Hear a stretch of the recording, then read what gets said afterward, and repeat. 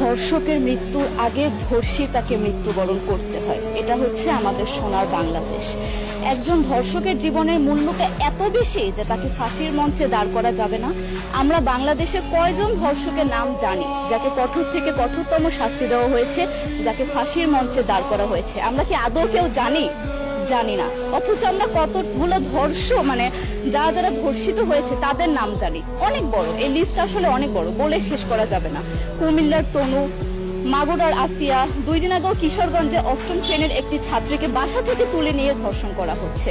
বাবার হাতে মেয়ে ধর্ষিত হচ্ছে, ভাইয়ের হাতে বোন ধর্ষিত হচ্ছে। আমরা আসলে নিরাপদটা কোথায়?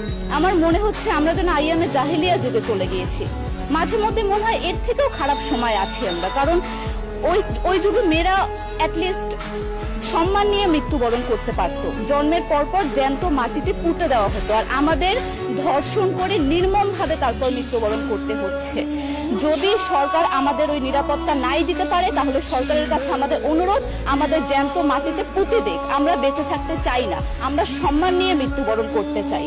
আমরা এই দেশে থাকতে চাই না যে এই দেশে আমাদের কোনো নিরাপত্তা নেই, যে এই দেশে রাস্তা দিয়ে হাঁটলে আমাদের মধ্যে একটা আতঙ্ক কাজ করে, তখন কি না কি হয়ে যায়। আইন উপদেষ্টা বললেন যে ধর্ষকের নাকি ফাঁসি দেওয়া সম্ভব হবে না, তাহলে নাকি নিরীহ মানুষকেও মাঝে মধ্যে ফাঁসিয়ে দিয়ে ফাঁসির ব্যবস্থা করা, মিথ্যা মামলায় ফাঁসিয়ে দিয়ে ফাঁসির ব্যবস্থা করা হতে পারে।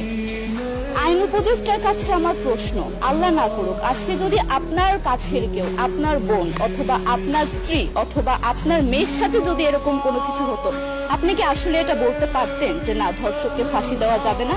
কোনোদিনও পারতেন না। আপনি সবার আগে তার ফাঁসির ব্যবস্থা করতেন, সম্ভব হলে নিজের হাতে মেরে ফেলতেন।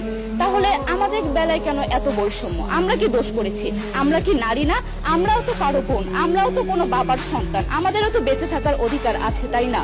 কিছু হলে মেয়েদের পোশাকের দোষ দেওয়া হয়। আমার কাছে প্রশ্ন, একটা 8 বছরের শিশুর মধ্যে এরকম কি থাকতে পারে যেটা একটা পুরুষকে অ্যাট্রাক্ট করবে, যেটা একটা পুরুষকে সিরিয়াস করবে?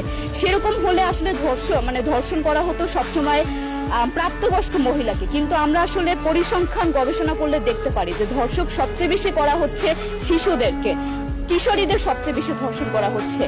দৃষ্টিভঙ্গি পরিবর্তন করুন, চিন্তা ভাবনা পরিবর্তন করুন, ধর্ষকদের আইনের আওতায় আনুন। যদি আইন উপদেষ্টা অথবা প্রশাসন যদি ধর্ষকদের শাস্তির ব্যবস্থা না করতে পারে, আমাদের হাতে তুলে দেন, আমরা নিজেদের হাতে শাস্তি দিয়ে দিতে পারবো। এই সাহস আমাদের মধ্যে আছে। বেঁচে থাকার জন্য আমাদের যতটা কঠিন হতে হবে, আমরা কঠিন হওয়ার জন্য প্রস্তুত আছি। আমরা ফাঁসি চাই, ধর্ষকদের কঠোর থেকে কঠোরতম শাস্তি চাই।